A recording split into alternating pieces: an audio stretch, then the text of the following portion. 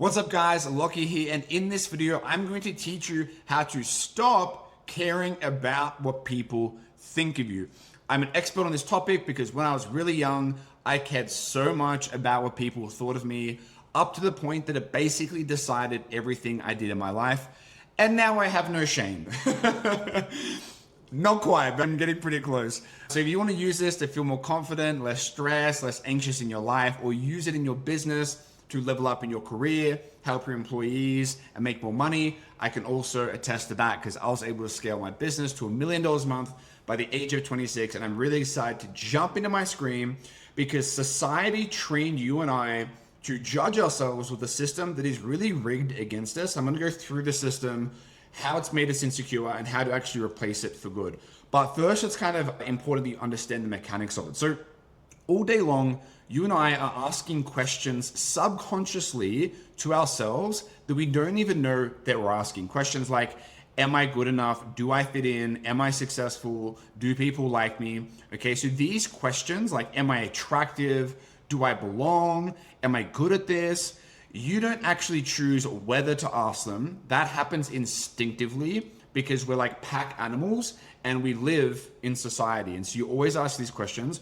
What we can control is what you check to answer them. I'm going to explain this in a second. Because how you answer them, how you answer these critical identity building questions is going to shape what you think of yourself, your level of confidence, your level of self-esteem, and your identity about who you think that you are actually equals your daily actions and feelings, which is your happiness, how you feel about yourself right now, like your confidence, are you comfortable in your own skin, and then also your long-term success, because who you think you are, what you think you deserve, what you think you're good at will ultimately shape where you end up in life. So this is really important stuff for being successful, but also just more emotionally intelligent and just enjoying life more. So number two is the two systems. Now this is going to be a foreign concept to you because I've never heard anyone explain this, and I had to develop this to basically create some kind of like system to these thoughts that I was having. So your identity, I want you to think about it like a house, and the question is where the pillars stand that built up that house. Okay, so I'm going to explain it here. There are two types of pillars. I call these reference pillars. Okay, so when you think, am I good at something? Do I like myself? Do people like me? You then refer to two different types of pillars to get your answer, to come to your conclusion about how you should feel about yourself. The first one is external reference pillars. So these are things like how much money you have. So if you think, am I successful? You immediately think, how much money do I have? Am I rich? How much money do I have? Your followers, like, am I popular? Do people like me? Am I fitting in here? Well, then you immediately think, okay, well, I don't have as many followers as XYZ person, or no one really follows me or whatever. Being picked first, like, am I popular? Do people like me? Do I fit in? Were you picked first for the school football team, or were you picked last on the school football team? Those two things can dramatically affect how you feel about yourself and your self-confidence, depending on which pillar you reference. You know, your title at the job, are you the manager of the team, or are you a junior on the team? Do you own the company, or do you wash the dishes? And these external pillars, the metaphor I'm using here is they're built on other people's land. Okay, so these pillars, they can be pulled away without your consent, right? Which is the little graphic over here. However, internal reference pillars, which are the good ones, if you can't tell by the green, all right, are sunk into your own ground. They're chosen by you. They're built from your inputs, and they're standing even on your worst days. And that's what we're going to focus on building up, so you can feel confident, you can love yourself, you can feel happy, and you can fully embrace your individuality no matter what environment or how bad the external pillars may be at the time. Okay, so the big test here is, can someone take this away from me without my consent? And yes equals external and no equals internal. And most people in life, including myself when I was younger, your pillars that you reference are external reference pillars because that is the way that society is actually built, okay? Like the borrowed jacket example is external pillars can be asked back for at any moment. Internal pillars are your own skin. So the thing here is you never chose your external pillars. They were installed basically at birth, okay? So they were installed by your school. They're installed by your postcode, where you grew up and where you lived, by your social circle and your family, and also by your newsfeed, okay? And their function is to make you fit in And anytime you don't, the machine outputs shame. Because remember, we're pack animals. We try to fit in with the pack because it will increase our likelihood of survival. However, we're not cavemen and cavewomen anymore. We don't need to act this way, all right? So, for example, if you were dealt weak cards, if you had a poor family like me, maybe you didn't get the best genetics. Maybe you're short. Maybe you're not the prettiest girl in the room or the most handsome guy in the room. Maybe you came from a rough neighborhood and you were given basically fuck all to get through life. You start with really weak pillars through zero fault of your own, and you can easily conclude you're a loser when you refer to external reference pillars. Let's say you grew up in a neighborhood with poor parents and a poor neighborhood, and then you go on Instagram and you see someone the exact same age as you with more money than you.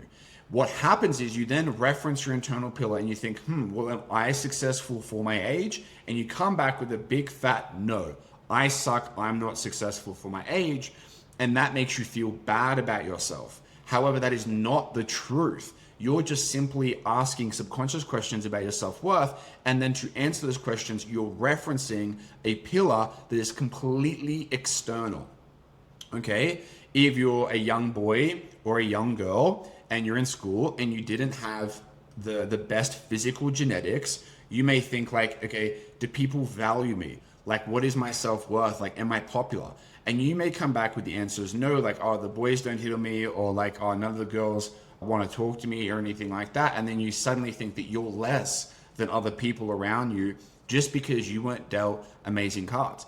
And you would think that we would get better at this as adults, but often we don't. Often the pressures of these things can increase as we become adults. And so these are some tools that have really helped me that I want to teach you.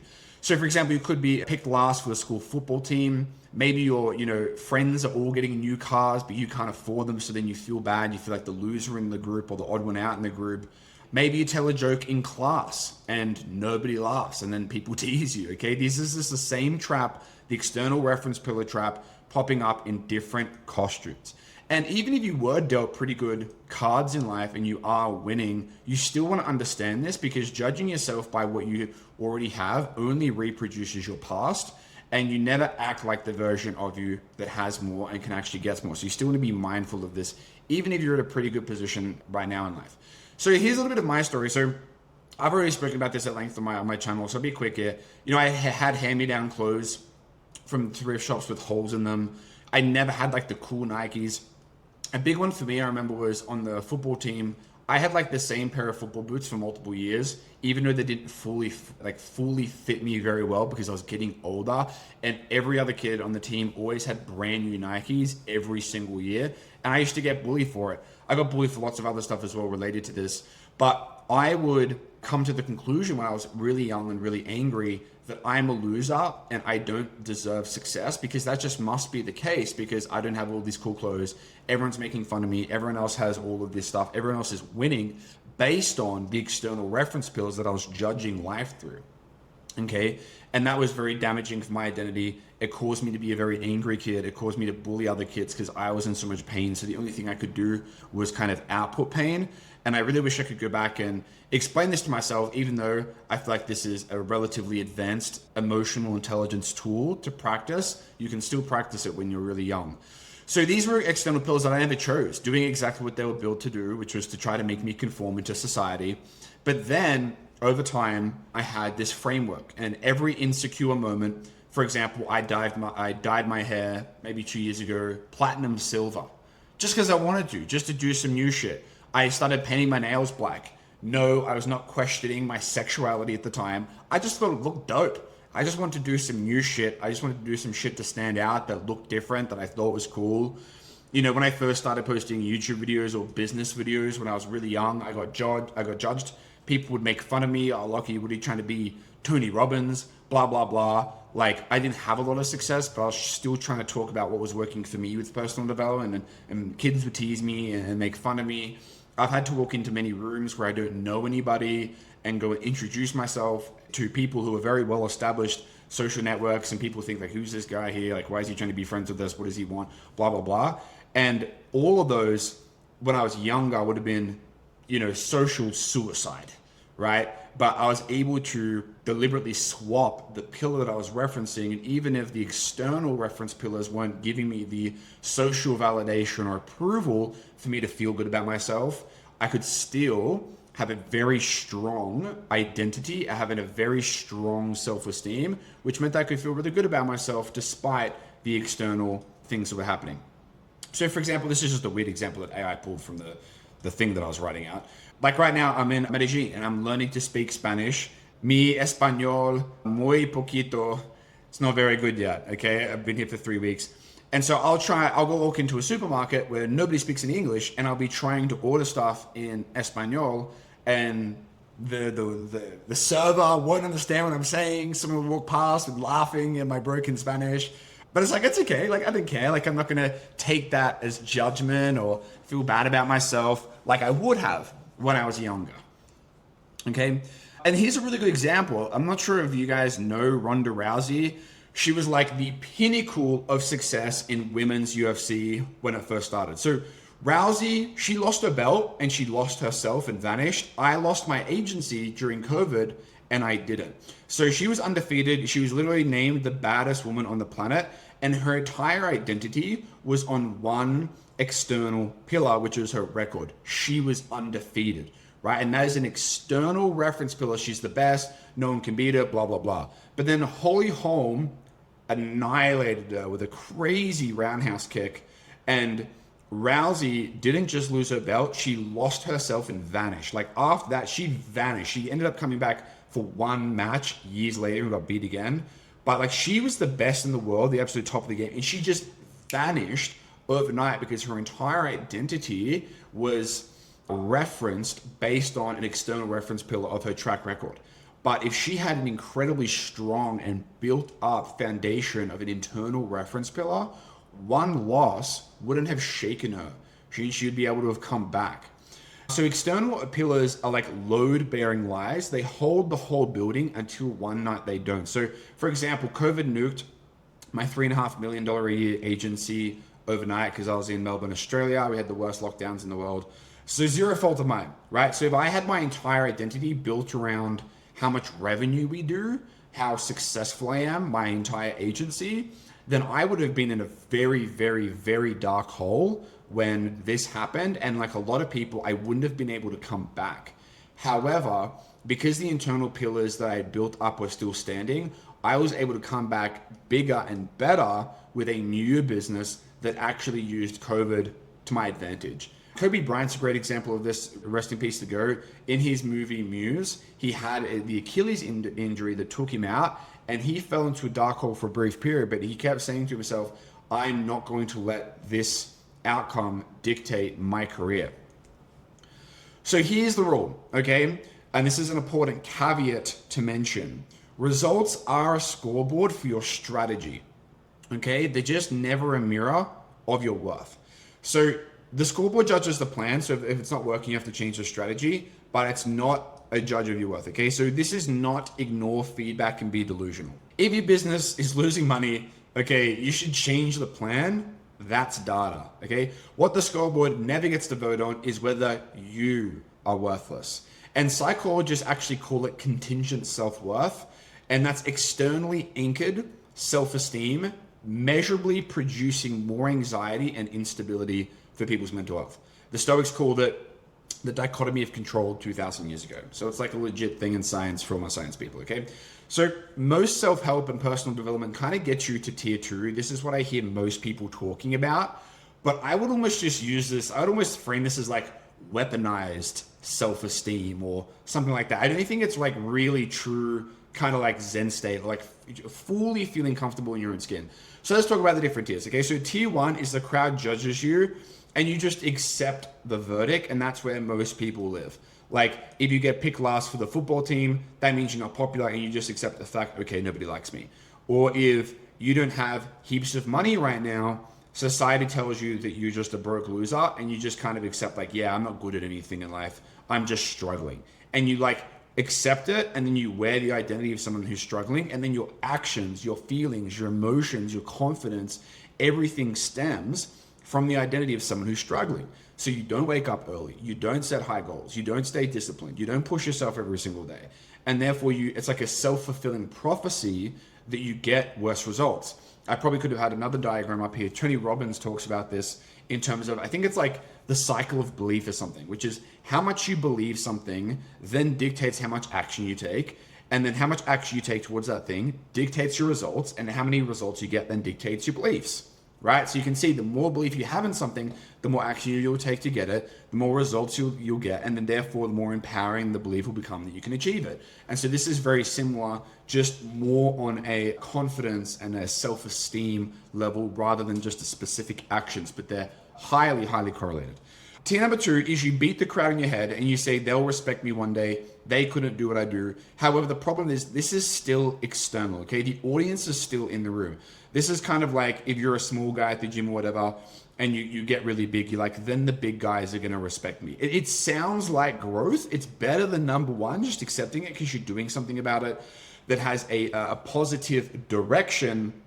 However, you're still referencing an external reference pillar for how you feel about yourself. The level we want to get to here is level 3, which is silent self-assurance, which is I know what I did, I know why, and I'm proud of it, full stop. You don't even have to justify it to people. You don't have to make a comment. You don't have to prove anything to anyone by saying anything or doing anything. You just know.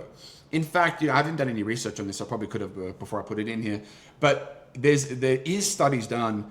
But as people get older and get closer towards death, they become a lot more self-assured and a lot more comfortable with who they are because they literally don't have time to worry anymore because they're going to die.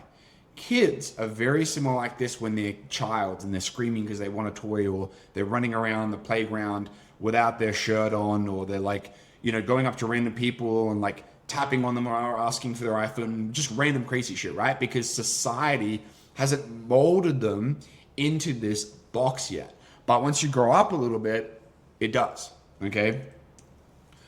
Okay, so the 5 pillars, not affirmations, these are verdicts you've earned backed by receipts. So what actually are internal reference pillars? We know what the external ones are: Facebook likes, your job title, how much money you have, what people think of you, are you sitting at the cool table at lunch, all these kind of things, okay? So what are internal reference pillars? Now, these are a little bit more abstract, and I think that you can also develop some unique ones for yourself, but I want to give you some kind of like predefined ones here that I think will help you identify with. So number 1 is receipts. So these are like, I've actually done hard things. So you don't have to affirm, you just read your own receipts. So for example, if you're standing in the supermarket with everyone staring at you like you're a weird foreigner like I am, okay, you don't get insecure, you don't doubt yourself, you don't think, oh, what am I doing here, whatever. For me, for example, I could say I've moved countries alone, I've built businesses from nothing, like I know who I am. Doesn't matter if I get a little bit embarrassed at a supermarket because I can't speak Spanish very well, right? I love this one. This is probably one of my favorite ones, which is just standing on business for what you want. Like, stand on fucking business for who you are and the weird, unique things that you fuck with. Like, stand on business for that shit. It's like, my taste is mine and it's not up for a vote. So your taste is designed to express who you are. It's not for you to run for an election of popularity. That's not what unique taste is about, okay?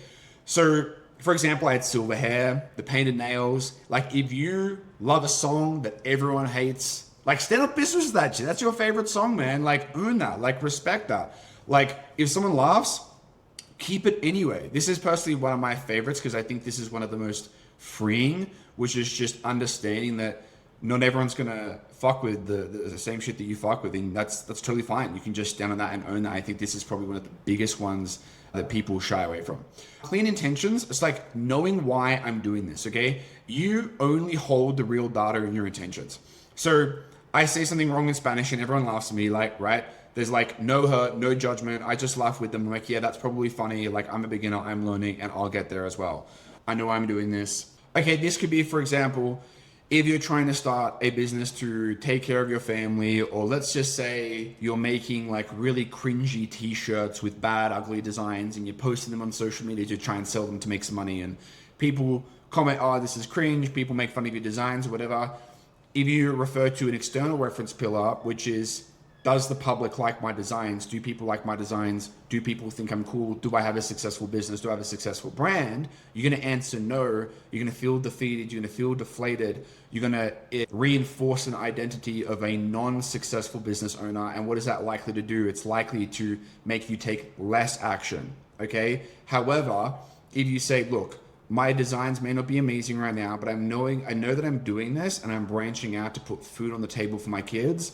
Therefore, I'm going to take the feedback and I'm going to make more revisions. I'm going to put out more t-shirts. I'm going to practice my drawing even more. A great example of this is, let's say you're a dad, you have a kid and a wife, and you work at a job and you're trying to do this on the side. And everyone who works at your job at the 9-to-5 office all follows you on social media and they see it. And then the next day, one of your buddies from work makes fun of you at lunch for it, right? Like, that is such a cliche example that happens all the time in today's day and age. And it's very easy in that moment to think like, oh, dude, yeah, he's right. Like, what am I thinking, man? Like, I'm no designer. I'm not some like graphic design person. Like, I'm not going to be the next Aloe Yoga or whatever it is. Like, I should just quit. And then you get worse results and you feel worse about yourself. Okay. So knowing why I do it is a good one. Number 4, keeping your word. So I do what I told myself I would do. So self-esteem is also kind of like self-trust, and deposits kept from promises really help with this. So for example, when I was first starting a business, okay, for many, many years, a good 4 years, I was broke, failing hard, but still trying. And I had friends mocking the fact that I had failed businesses and the fact that I was even trying to start businesses. I had friends say that I was, I'm like doing internet scams when I was literally failing cold email outreach, offering dentists to run their Facebook ads. Like, they didn't know anything about what I'm doing. And if I had let that affect me, I would have quit. Okay. And my life would be very, very different today. But instead I said, I'm not going to quit. I haven't. I'm going to keep persisting. I'm going to keep showing up and putting in the work. And even though I didn't have any external reference pillar, results, money, successful business, status, anything, okay, I didn't let that stop me. And I said, you know what I do have? I have the commitment to this. I am trying every day. I'm learning new things. I'm reading books about business. I tried to wake up early this morning. I woke up earlier than I normally would. I'm going to stay a bit later today on work. I'm not going to load up video games until 6 p.m. today. Instead, I'm just going to study. And those are really big self-commitments when you're young. And those were the internal reference pillars that I used to reinforce this identity of a successful business person, even though I was 18, dead broke, and had no idea how I was ever going to be successful, even if I would. And that's how I was developing the emotional intelligence and tools to be able to reinforce my identity despite the external reference pillars communicating the exact opposite. Number 5 is the arena. I'm the one actually doing it. So doing the thing in public is the evidence. So for example, if you're posting content in social media and a stranger comments and says it's cringe, don't let the external reference pillar of people validating me, am I going viral yet, blah, blah, blah, do I have a lot of followers, determine how you feel about yourself, the content you're putting out, etc. Now, if you post 1 million videos and none of them get any views, you should change the strategy. However, when we're talking self-identity here, you need to think, I made it and I shipped it out. That's the job. And I'm really proud of myself for doing that. And I know I'm just going to keep doing this until eventually I get a result. And I will get a result. And I'm not going to quit until that happens. And until that happens, I'm going to keep believing in myself. And every time I doubt myself, every time I hate, every single time someone makes fun of me, I'm going to refer to my internal reference pillars because I know who I am. And I don't even need to say it to anyone else. I'm going to keep showing up. And that is a dangerous, dangerous person. And if you ever bet against someone like that, you will eventually eat your words. I promise you. Payoff. So your weirdness isn't just okay. It's your edge. Everything people love about you traces back to the things that you originally tried to send off, which is something I'll touch on more here in a moment. So here are some sentences built from 4 materials only: effort, intentions, values, choices. So let's say, for example, you're short or you didn't win the genetic lottery for how you look. A good one here is, I know this sounds simple, but you have to practice it, okay? I show up, I try hard, I'm building the best version of myself, and I'm proud of that. So what if I'm not 6'2", 6'3", whatever, about like maybe around the guys, some of my other friends that tall or whatever. You say to yourself, I know who I am. I'm an amazing guy. I'm a smart guy. I'm an ambitious guy. And I work so hard on myself. The height doesn't matter. And you just fucking own it, dude. And you push on. Same thing if you're a girl. Perhaps you're not born with the best genetics in the world. Don't beat yourself about that. Don't bully yourself up about that. Focus on the things that you are really good at and that you do really love and admire about yourself. Because appearance, height, all these things are external reference pillars that really at the end of the day do not matter. It's just what society has programmed us to have to be a certain way to conform and fit into a box. But man, if you look at most people's life who fit into the box anyway, they're not happy anyway, and they're still insecure about stuff. These are just some other examples because I'm trying to turn this abstract concept into something more tangible. So for example, gym, like I showed up 3 times this week when I didn't feel like it, I keep my word to myself. So instead of looking at someone else in the gym who's in great shape and feeling fat and ugly and insecure, you say this to yourself. If you post a workout video on the internet and you're not in good shape yet and someone comments, hey, stop posting content, fat ass, you're blocking my feed, right? It's like, fuck that guy, delete his comment, and then say this to yourself. Don't beat yourself up about it, right? Let's say you passed over for a promotion. My effort and my skills came home with me tonight and the work continues. Don't get salty, don't get mad. Maybe ask for feedback why you didn't get the promotion, and then just recognize that you still are doing the best that you can. And if you're not, you should try harder and push, and all the skills you have are incredibly valuable and you've done the work and you should be proud of that. Don't feel worse about yourself or like you're undeserving or you're worthless just because you didn't get the promotion. Same thing from a rich family. Everything I have, everything I build, I know what it cost me and I'm proud of every single piece of work I put in today. Now, this is a really important one for me to say. If you express anything real, some people will judge you, and that's a good thing, okay? So judgment for things that aren't morally wrong, like if you're robbing people and don't do some crazy shit, okay? But for everything else, it's actually proof of expression, and it's a really good thing if you do have haters, if you have people bitching about you, gossiping about you. It's really good because if you're getting 0 hate, it usually means that you're camouflaged. Okay, so let me say it again. If you get 0 hate, all right, it means that you're camouflaged. It means you're probably not doing anything and you're focused more on conforming to society rather than embracing all of the maximum potentials of your unique individuality. So here's the mechanic, okay? Your difference forces a silent question into your haters, okay? Which says, if he's happy being that, does that mean I'm wrong? Because I don't agree with that. And for an insecure person, that is an unbearable question to answer. And attacking you is much cheaper than answering it. It's basically easier for them to attack you and say that you're wrong rather than answering the question, okay? Their comment about your favorite song, about you painting your nails, about your business attempt, okay? It's a live confession of their insecurity because secure people just go, that's interesting. Well, I'd prefer not to live my life that way and move on. I know lots of very secure, successful people that I admire, and they don't gossip about people. They don't bitch about people, okay?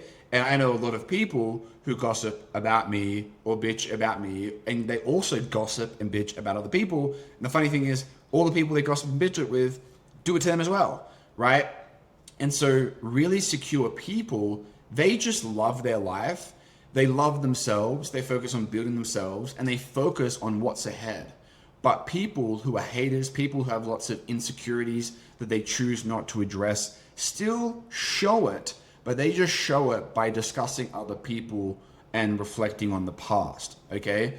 So what you need to do, the best response to hate is a tier 3 response, which is no sentence at all. You feel the flicker, but instead of checking an external reference pillar, am I being liked? What do people think about me? Am I successful? Blah, blah, blah. You check an internal reference pillar and you realize it really has nowhere to land because their opinion really has nothing to do with me. It's just a reflection of how they feel about their own life projected onto me. Okay, so here's some tactical shizzle for you. Don't list affirmations, build the case file. Okay, so first you have to catch the question. When insecurity hits, am I fitting in? Am I ugly? Am I this? Am I that? Okay, you have to identify it and think, what did I just ask and which pillar answered it? Then you run the test. Most of the time, especially when you first start out, the answer to that is yes, someone can take this away without my consent. So am I popular? Well, I don't know. How many likes did my most recent Instagram post get? Right? That's something people can take away from you. So it's not the pillar you want to be referencing. Then you want to swap to tier 3, which is re-answer with a sentence not containing other people. Okay? Am I popular? Well, it really doesn't matter if I'm popular or not, because I trust that I have good morals, good ethics. I'm really proud of how far I've come in the past 12 months. I've really, gotten up, changed locations, dedicated myself to my work, dedicated myself to the gym. So I'm proud about who I am, whether other people accept it on face value or not. Great answer. And then you write down the case file. So page 1 is the receipts, kind of like the hard things that you've done. This is kind of like your evidence, okay? This is your proof. And writing it down by hand really, really helps when you're going through this for the first time, because it's a really tricky thing to do. And then page 2 is your 3 to 5 verdicts as I statements, plus the external pillars you default to, so you see them coming. So this is kind of like recognizing the pattern. And then number 5, you already know this, it's just reps. Every insecure moment is a rep, and it feels really tough at first, but you get better at it over time. This is the last thing I want to end on. To my future kids watching this, this is difficult, but please try to skip the phase where you think you suck. Your individuality is the reason you'll achieve what you will achieve, and the reason people will absolutely adore you. Don't water yourself down to fit a box society folded for you. I really wish I could tell my younger self this. Like, everything about you that is unique, all the weird little things that you like, maybe it's the weird laugh that you have, maybe it's the stutter that you have, maybe it's the funny shoes that you wear, maybe it's the obscure purple jacket that you like wearing to dinners. I don't know, maybe it's the way that you drink wine and you like to do like a 4-step little smelling thing before you drink the wine. I don't know what that weird thing is. Maybe you like singing really loudly in the shower to some really obscure music nobody else fucks with. Like, whatever that unique, weird thing is about you, I want you to try to love it. I just want you to love it. I want you to wear it like your heart on your sleeve, because what's going to happen is people that judge you or hate on you, because they will happen, that's going to be a really good sign for people that you just like let wash out of your life. Like water off a duck's back, they're going to go hate on someone else. They're hating on themselves already.